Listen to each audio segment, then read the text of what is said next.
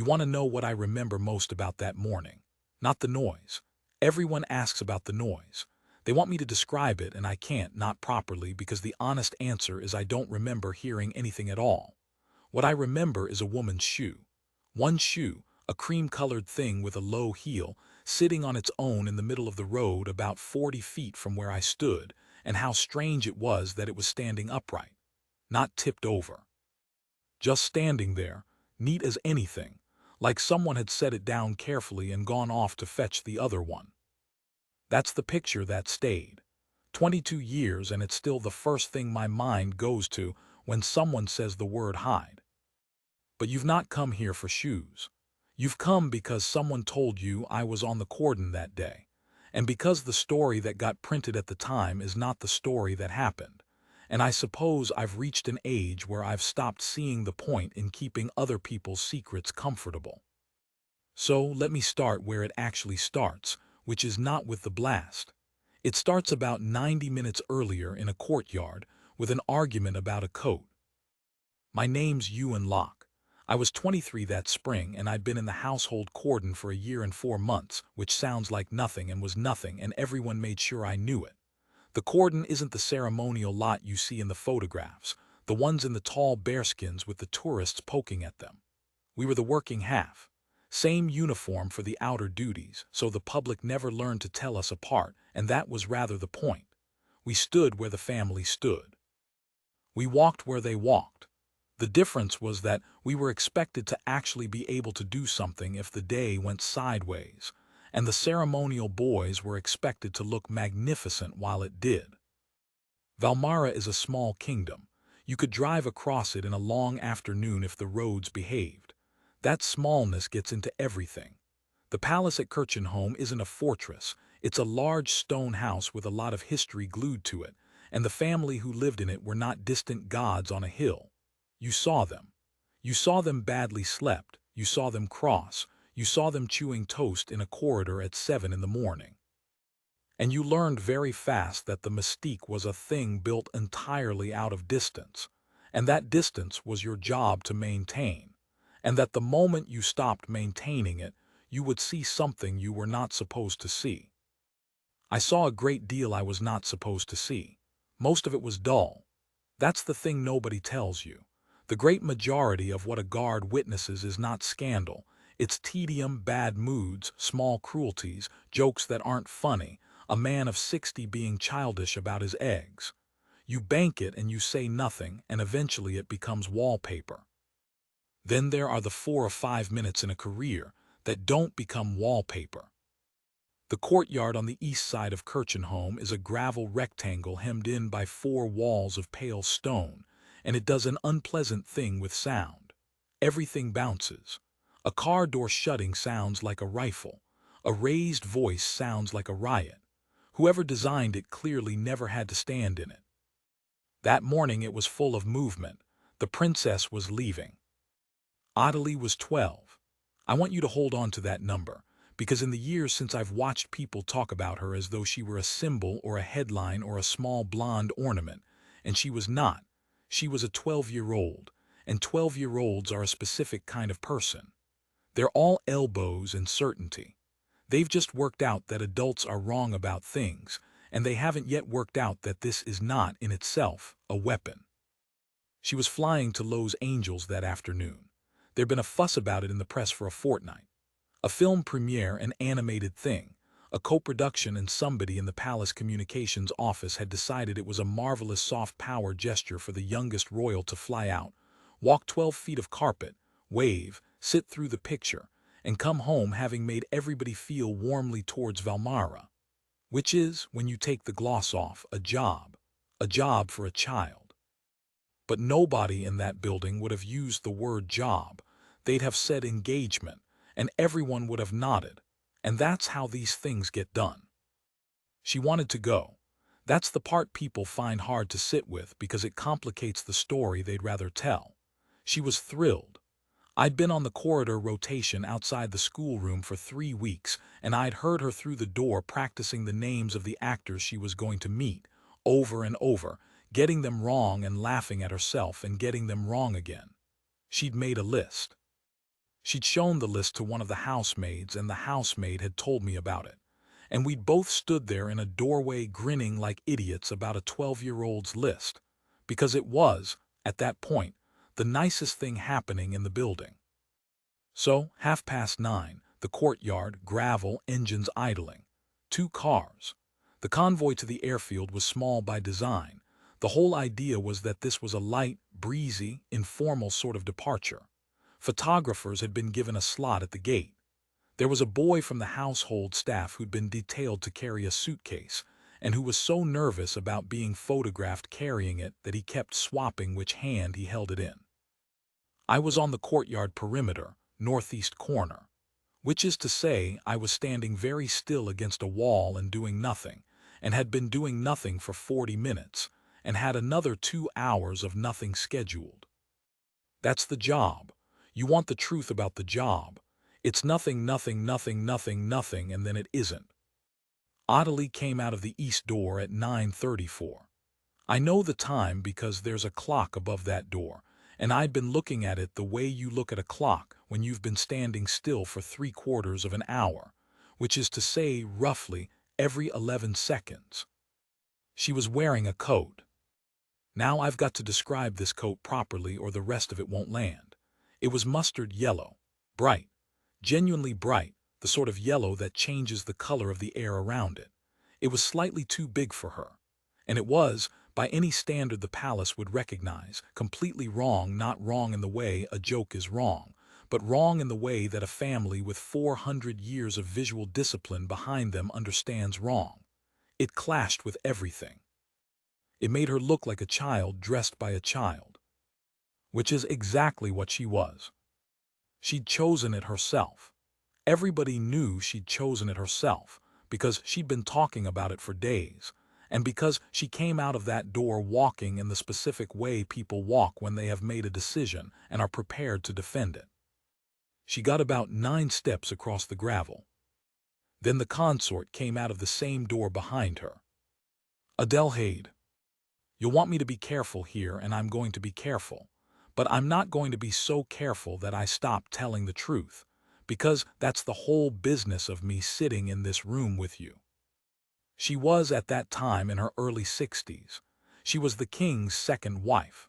She had come into that family from outside it, and she had spent something like 15 years being told, by the papers and by the public and by a good number of people inside the palace, that she was a mistake. Not in those words. Nobody uses those words, but she knew. Of course she knew. You'd have to be made of stone not to know, and she wasn't made of stone. She was made of the same stuff as the rest of us, and she had built herself an armor out of the only material available to her, which was correctness. She was without exception correct. Her posture was correct. Her hemlines were correct. Her hats were correct. She had made herself into a woman that no one could fault on protocol, because protocol was the one ground on which she could not be attacked. It was, in its way, a kind of survival. I understood that. I understand it better now than I did then. I want you to write that down, because what comes next is going to make her look like a monster, and she wasn't a monster. She was a frightened woman who had confused the rules with the point. She said the girl's name. Just that, just Ottilie, not loud, but in that courtyard with those 4 stone walls it went off like a slap. The child stopped. Everything stopped. The boy with the suitcase stopped swapping hands. One of the drivers who'd been leaning on his car straightened up. And I remember, this is the detail that never leaves me, I remember the sound of the gravel settling under Ottilie's shoes after she stopped moving. That little dry crackle, because it was that quiet. The consort walked over, unhurried. She had a way of walking that made everyone around her feel they were fidgeting. And then she said, quite calmly, quite reasonably, in the voice of a woman doing someone a kindness, "You're not going to wear that." I'll tell you what I thought at that moment. I thought, this is not my business. That was the entirety of my thought. I want to be honest with you about that, because in the version that got told afterwards, in the version where I'm supposedly some sort of quiet hero, I imagine people picture me standing there radiating silent moral judgment. I wasn't. I was standing there thinking about my feet, which hurt, and about the fact that the departure was now going to run late, and that a late departure meant a late return, and that I'd been due off at 6 and now probably wouldn't be. That's what I was thinking about, my shift. The girl said something. I couldn't hear it. Her back was to me. The consort said, "It's not a discussion." And the girl said, and this I did hear, because she said it loudly because she was 12, and 12-year-olds have not yet learned that volume is not the same as strength, she said. "It's my coat." There was a pause of about 2 seconds. Then Adelheid said, in a voice so mild it was almost gentle, "Nothing you are wearing today is yours. Go and change." I have thought about that sentence for 22 years. I've turned it over. I've held it up to the light. And here's the thing, she didn't mean it cruelly. I'm nearly certain of that. She meant it as a fact. She meant, you are on duty, you are a representative, your body today is a piece of public property and so are your clothes, and the sooner you understand that the less it will hurt you later. It was, in her mind, a lesson. It was possibly even a lesson she had learned the hard way herself and was passing on in the only currency she had. But a 12-year-old doesn't hear a lesson. A 12-year-old hears nothing you have is yours. Ottilie stood there for a moment, and then she turned round and I saw her face, and her face was doing that thing that children's faces do when they are refusing, with every muscle available, to cry in front of someone. The jaw goes hard. The eyes go wide because wide eyes hold water better. She was not crying. She was very, very busy not crying. She walked back inside. The whole courtyard exhaled. And that was it. That was the entire incident. It lasted from the door opening to the door closing, perhaps 90 seconds. A woman told a child to change her coat. 90 seconds. Remember that number 2. They lost 40 minutes. I've since seen the timings written down in 3 different official documents, and they don't agree with each other, which tells you something about how the day went. But the version I trust, the version I saw with my own eyes on the courtyard clock, is that Ottilie went inside at 9:36 and came back out at 10:16. 40 minutes to change a coat. It didn't take 40 minutes to change a coat. It took perhaps 4. The other 36 were spent on something else, and I only found out what years later, from a woman who'd been a junior lady's maid at the time and who told me over a drink at a funeral, the way people tell you things at funerals. She said the girl had gone up to her rooms and had refused to come out, not screaming, not a tantrum. She'd simply sat on the floor with her back against the door and said she wasn't going. Wasn't going to change, wasn't going to Los Angeles at all. And there had been a scramble, apparently. People had gone up. People had reasoned with her. Someone had fetched her father, and her father had been in a meeting and had sent a message down instead of coming, which, well, that's its own small tragedy and I'll not dwell on it. What eventually moved her, according to the maid, was that somebody said the actors were expecting her, that the people on her list knew she was coming, and she'd got up off the floor. She got up off the floor because she didn't want to disappoint strangers. 12 years old. She came out at 10:16 in a navy coat. Navy, perfectly nice, perfectly correct, perfectly anonymous, which was the point, and she walked to the car without looking at anyone, and she got in, and she shut the door herself, which the protocol officer didn't like, and nobody said anything. Adelheid was not in the courtyard. She'd gone about 10 minutes earlier. She had her own engagement that morning, some charity thing, and she left in her own car with her own detail, and I doubt she thought about the coat again for the rest of the day. Why would she? She'd won. It was over. It was a nothing. The convoy pulled out at 10:19. And here's where I want to slow you down, because everything after this hinges on arithmetic. The original departure was scheduled for 9:40. The route to the airfield went south and east, out through the park side, past the long green stretch and the boundary road where the trees hang over. It's a 15-minute run on a good morning. At 9:40 they'd have been through the boundary road by 5 to 10. Clear. Gone. On the tarmac by 10, wheels up by half past. They left at 10:19, which put the convoy on the boundary road at approximately 10:34. The device went off at 10:31. 3 minutes. I've had a lot of people over the years want to make that into something. Fate, providence, God's hand. There was a chaplain who told me, quite seriously, that the coat had been a blessing in disguise, that the consort's cruelty had saved that child's life, and wasn't that a marvelous mystery? And I've never known what to do with that, because it's true and it's obscene at the same time. It's true that if Adelheid had let her wear the yellow coat, that car would have been at that junction at the moment the world came apart. And it's obscene to hand her the credit for it, as though she'd known, as though it was anything other than blind, stupid luck sitting on top of a small unkindness. Both of those things, at once, that's the part I've never managed to put down. I wasn't in the convoy. I need to be clear about that, because the papers muddled it and I've spent 2 decades being congratulated for something I didn't do. I was on the outer cordon, which meant that at 10:15, once the departure was underway, I was walked out with 3 others to the boundary post, a stretch of pavement on the park side of the road where the crowds gather when there's anything happening, and where that morning there was a modest crowd, 60 or 70 people, because word had got round that the little princess was going to Hollywood and people had come to wave. That's who was there. That's who I want you to see before I tell you the rest of it. Not a target, not a location. A Tuesday morning crowd on a spring day. There was a man with a pushchair.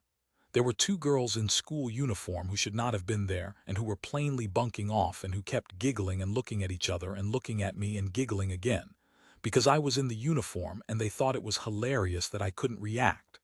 There was an elderly couple with a thermos.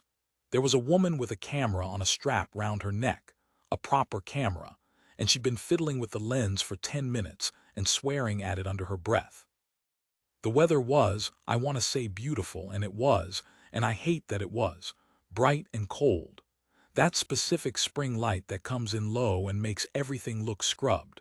The trees had just done that thing they do overnight, where they go from bare to green without asking anyone. You could smell cut grass from inside the park. And I remember thinking, genuinely, this went through my head at approximately 10:25. I remember thinking, this is a nice morning and I'm being paid to stand in it. That was my last uncomplicated thought. That's the last one. The 2 schoolgirls were the ones who noticed. Not me. Not the 4 trained men standing on that pavement with an earpiece each and a year of drills behind us. 2 14-year-olds bunking off double geography. One of them said to the other, not quietly, "That's been their ages." I didn't turn my head. You don't turn your head. But I moved my eyes and I followed where she was looking, and about 30 feet down the pavement, tucked up against the base of a litter bin, there was a hold doll. Dark green canvas. The kind of thing every man in the country had one of, zipped shut, sitting flat. And I thought, and I want you to understand how ordinary my mind was in that moment, how utterly not switched on, I thought, someone's left their gym bag. That's what I thought, gym bag.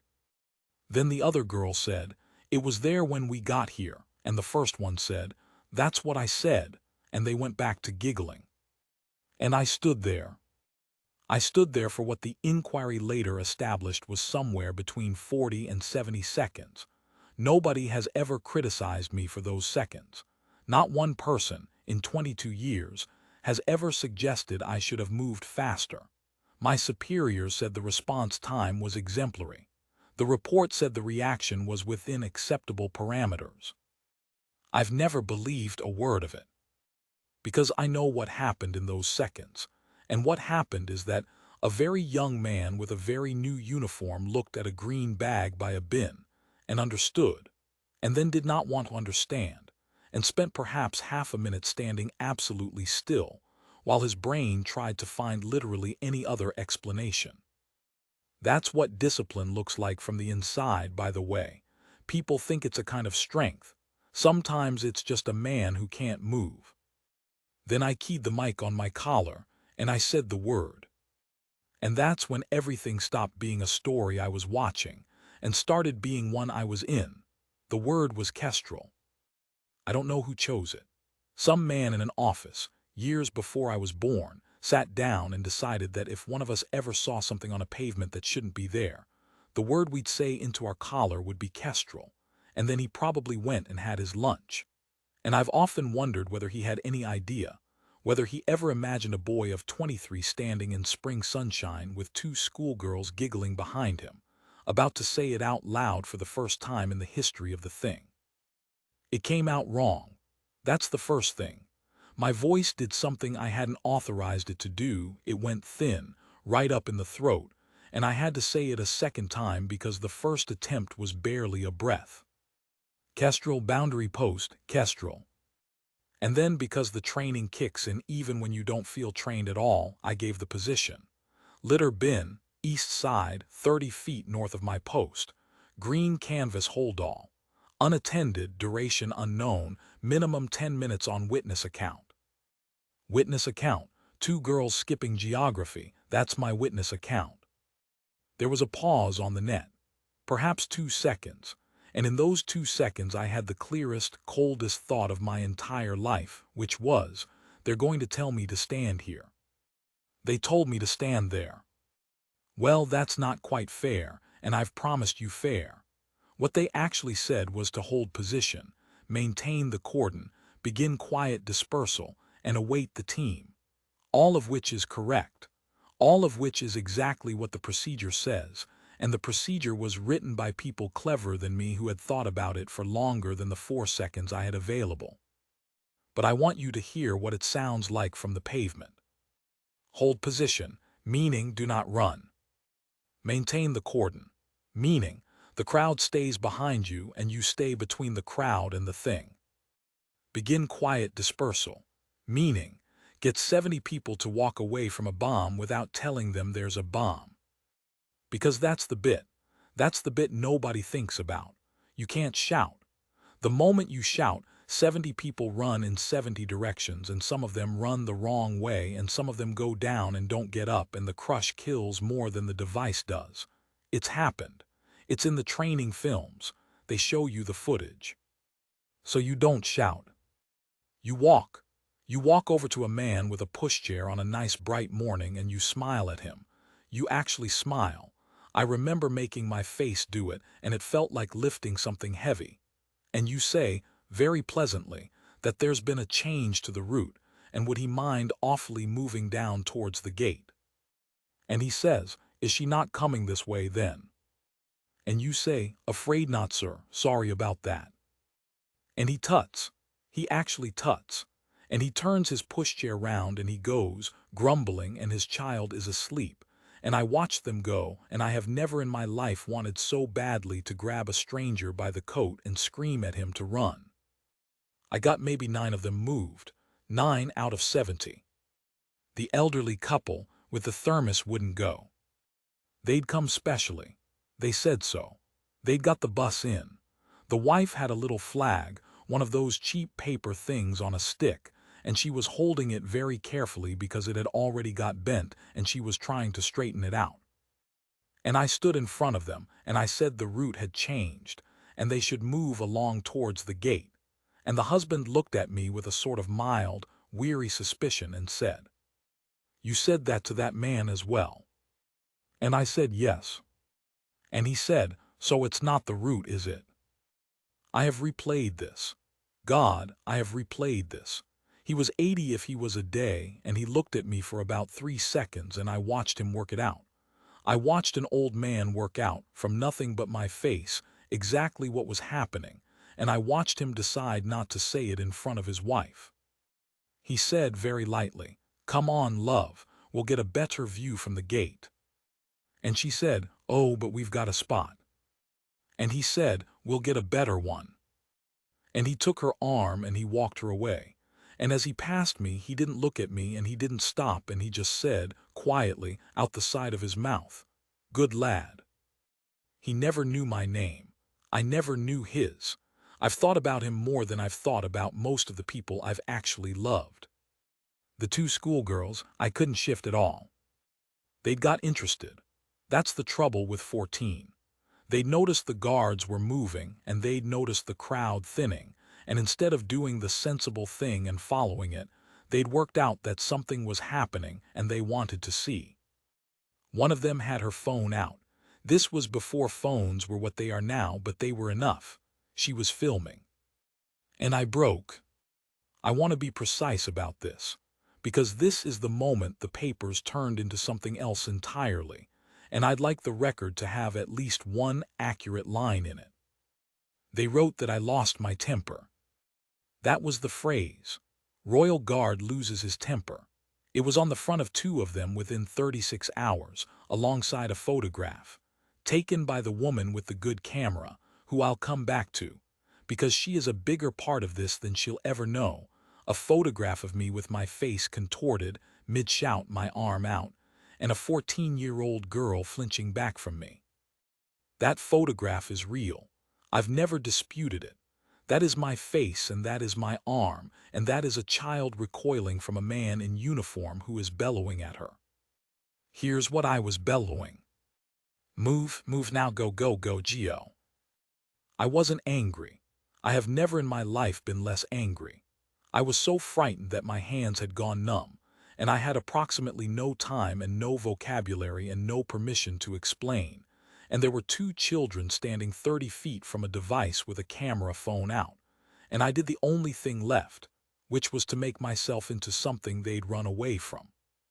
It worked. They ran. They ran so hard one of them lost a shoe and didn't stop for it. The shoe?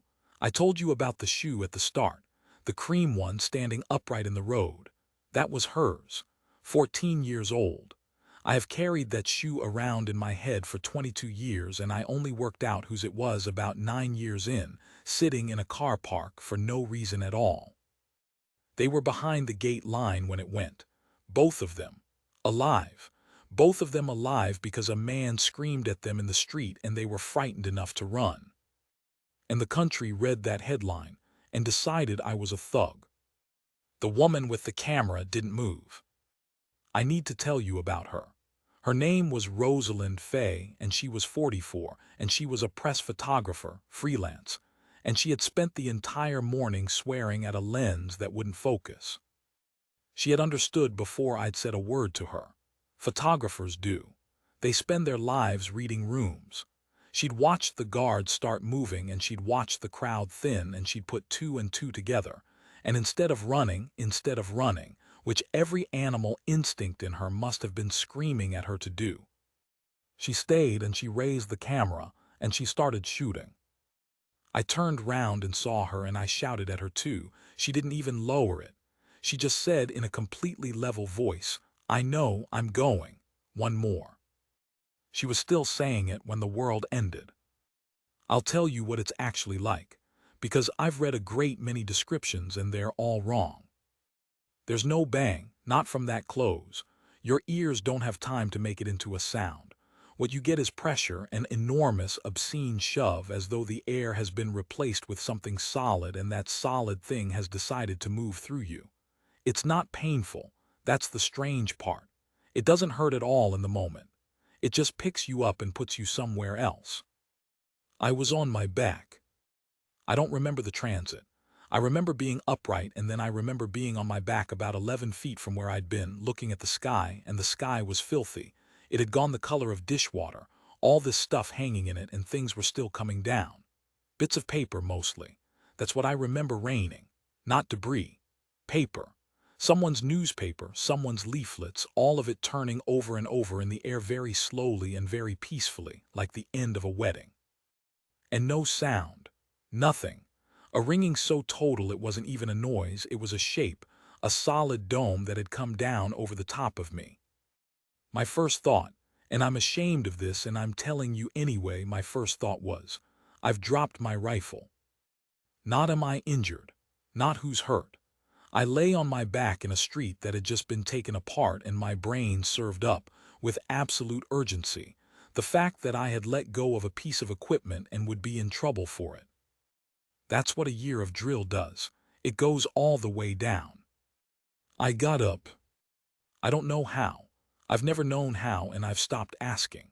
There was a leg, my own leg, the left, that had a great deal of glass in it and had made the decision, without consulting me, that it would take weight for now and we'd discuss the matter later.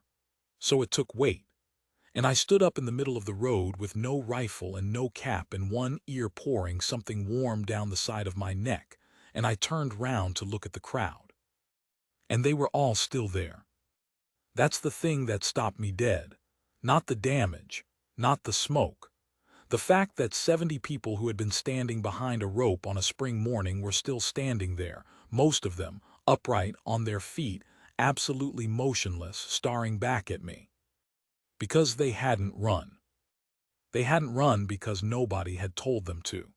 Because I'd had 4 minutes and had used them to move 9 people and make 2 children cry. Because the procedure said quiet dispersal, and quiet dispersal is slow. And slow is what we had instead of a stampede, and a stampede is what we'd have had instead of this. And I will go to my grave not knowing which of those two was the right trade. They stood there, 70 faces, all white, all silent. And then somewhere at the back of them a woman started screaming, and that was the sound coming back, and everything after that is in pieces. Pieces then. A man on his knees in the road holding his own hand in his other hand, and looking at it with a sort of polite confusion, as though someone had passed him something at a party, and he wasn't sure what to do with it. The pushchair, empty, on its side. I went for it hard, on a leg full of glass, and I got there and it was empty, and I stood over it making a noise I've never made before or since. Then somebody grabbed my shoulder and turned me round and pointed, and 40 feet away there was the man, sitting on the curb with his child on his lap. He'd got her out. He'd had her out of the straps and against his chest before the paper had finished falling. He was rocking, and she was screaming, and screaming meant breathing, and I have never in my life been so glad to hear a child scream. The old man with the thermos, behind the gate, on his feet, holding his wife who was on hers. He caught my eye across 60 feet of ruined street, and he gave me a single nod, and then he went back to holding his wife, and I never saw him again. And Rosalind Fay. She'd been thrown into the railings. She was alive. She was conscious. She'd taken a piece of something across the face, and she was, I later learned, permanently blind in one eye from that morning. And she was still holding the camera. She was sitting against the railings with blood coming through the fingers of the hand she had over her eye, and the other hand had that camera up, and she was still shooting. And when I got to her and started shouting at her to lie down, she said, "I want this in the record. I want it printed." She said, "Somebody has to have looked at it." That's what she said. Blind in one eye and sitting in the wreckage, and what she'd got hold of, what she decided in that half-second, was that somebody had to have looked at it, or it would just be a number in a report by Thursday. She won everything that year, every prize going. She never gave an interview about it. And every single one of those photographs is in the record now, permanent, and people still look at them, and she was right. And I have never met a braver person in my life, and I include in that every man I ever served with. The convoy. Right, the convoy, because I know that's what you came for, and I've made you wait long enough.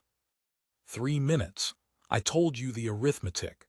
10:31 the device went, 10:34 the car would have been at that junction. It wasn't at that junction.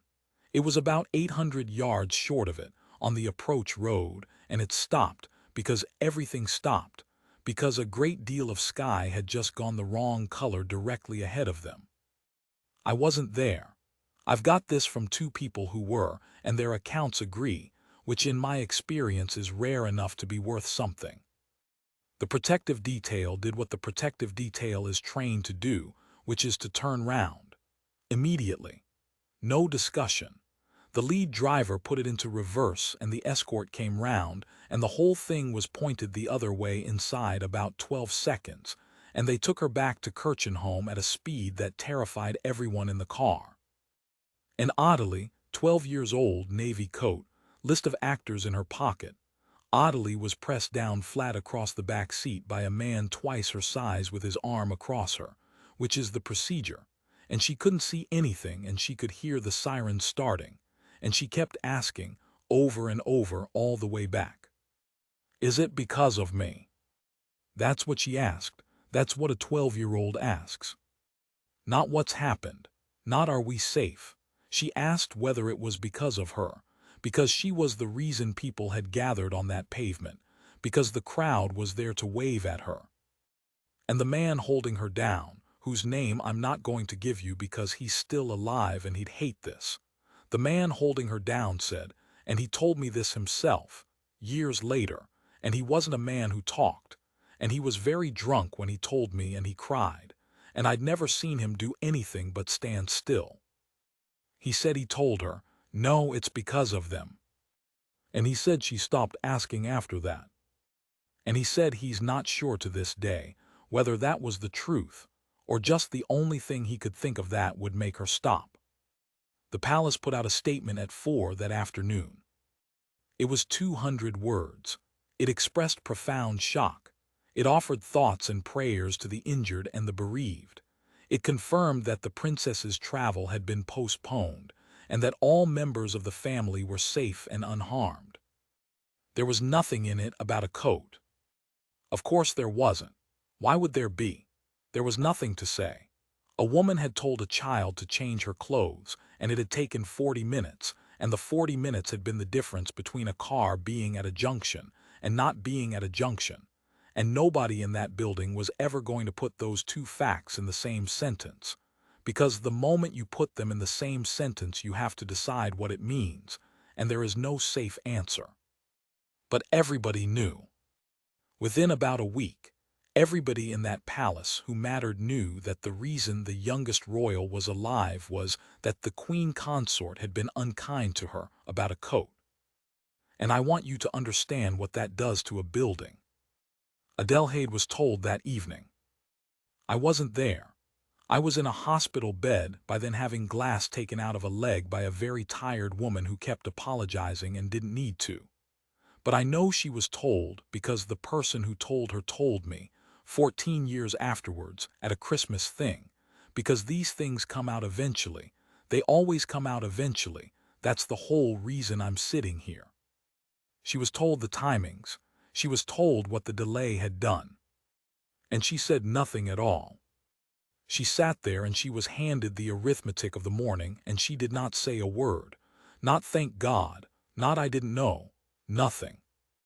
And then, after a long time, she stood up and she went upstairs, and she went into the child's room, where the child was sitting up in bed not sleeping and had been not sleeping for hours. And she sat down on the end of the bed. And she didn't apologize. She never apologized. Not that night, not ever, not in 22 years, not once in public, and as far as anyone has ever been able to establish, not once in private either. She sat on the end of the bed and she said, according to the girl herself, who told it years later to someone who told it to me, "You may wear whatever you like tomorrow." That's it, that's all she said. And then she sat there in the dark for about an hour, not touching her, not speaking, just sitting, and eventually the child fell asleep, and eventually the woman got up and left. You may wear whatever you like tomorrow. I've spent half my life trying to work out whether that was the coldest thing I've ever heard, or the closest thing to love that woman was capable of producing. I still don't know. I genuinely still don't know. They came for me on the Thursday. Not the press had already come.